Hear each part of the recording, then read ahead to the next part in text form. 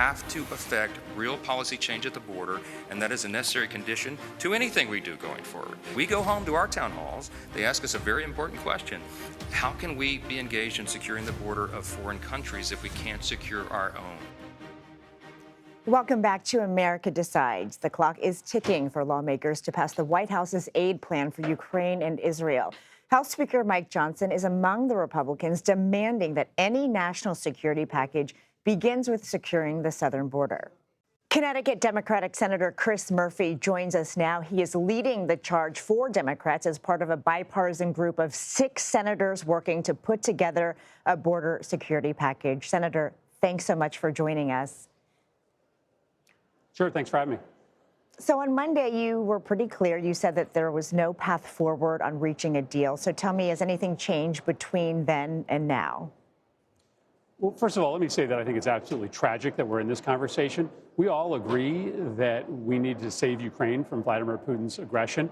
And I think it's absolutely heartbreaking that Republicans are insisting this domestic political issue be solved as a ransom in order to save Europe from Vladimir Putin. I have a lot of domestic political issues that I care about. I think the gun violence epidemic is out of control in this country. But I'm not insisting that Republicans agree with me on the issue of gun violence in order to save Ukraine. We need to deal with one crisis at a time.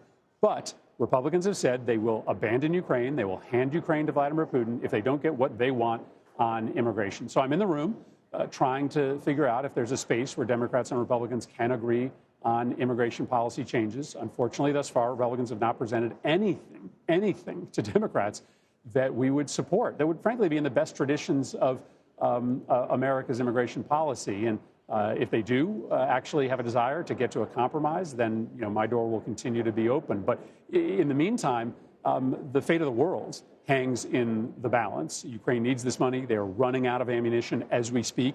And this dilly-dallying by Republicans is terrible for global security.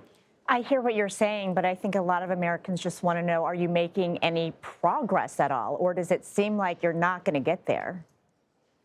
I mean, in order to make progress, Republicans have to propose ideas that can pass the House and the Senate. And so far, what I've heard from Republicans is their conservative hardline wish list that does not have the votes to pass the House and the Senate.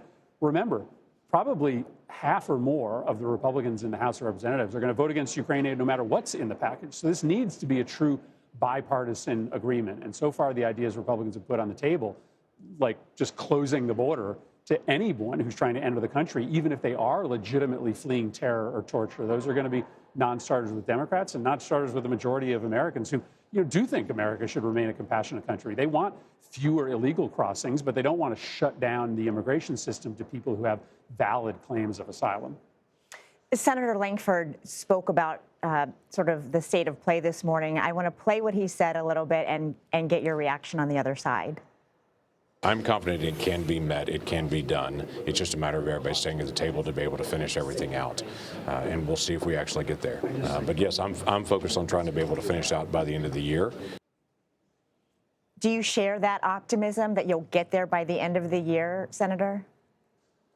Only if Republicans start actually negotiating with Democrats.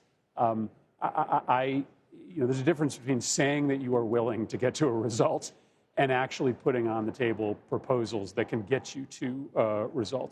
A cynic might look at this and come to the conclusion that Republicans don't actually want to fund Ukraine, that they are making extreme demands that they know Democrats will not support and the majority of Americans will not support, so that they can shift the blame for why Vladimir Putin ultimately wins the war in Ukraine. I hope that is not wrong, but right now we are not close to an agreement. And I don't want to give the impression to the country or to my colleagues that we are. It was the White House and President Biden that bundled aid in that supplemental request for Ukraine, for Israel, for the border and Indo-Pacific nations. Was that a mistake to lump border funding with Ukraine aid? Well, we very often do supplemental spending bills. And we generally try to keep those narrow to the spending because it's hard enough to do an emergency spending bill, never mind make permanent policy changes for the country. So I don't think this was outside of the normal course of business to propose a set of investments the president needs in order to protect the country and handle the border. But we generally don't append on to that spending request big controversial policy fights. And boy, I don't know that you get more controversial than a debate about immigration in this country. That's a hard one to solve in a matter of weeks when Ukraine's security and Israel's security is hanging in the balance. I want to ask you about something else that made news today because, as you know, Senator Tuberville finally released the hold on several military nominations. Not all, because there are still about a dozen four-star generals that he is holding out for. But can you talk about whether you agree with the majority leader who said that he plans to move quickly now? And do you agree with Tuberville, who said that this was a draw? Oh, well, I mean, I think Senator Tuberville, views this job as a game. It's not a sporting event to me. What I know is that he has caused enormous damage to the security of this nation already. Yeah, I'm glad he dropped his holds on literally hundreds of brave men and women who are awaiting promotions in the military. But what he did is put America at risk for the last 6 months, as we didn't have high-ranking officers in key spots. And he has chilled anyone's interest in going into the military. He's chilled many people's interest in going into the military or remaining in the military, because now, if you're in the military and hoping to be a general, you know that there are going to be senators who are going to play political games with your nomination and your promotion, having nothing to do with your merits. And the fact that he is still holding up the promotions of generals based on his opposition to abortion policy, it's going to cause untold damage as more and more high-ranking officers are going to leave the military because they don't want to go through what Senator Tuberville is making all of these candidates for general go through. Senator Chris Murphy will be closely tracking your work on that border package and hope you'll come back. Thank you so much for your time. Thank you.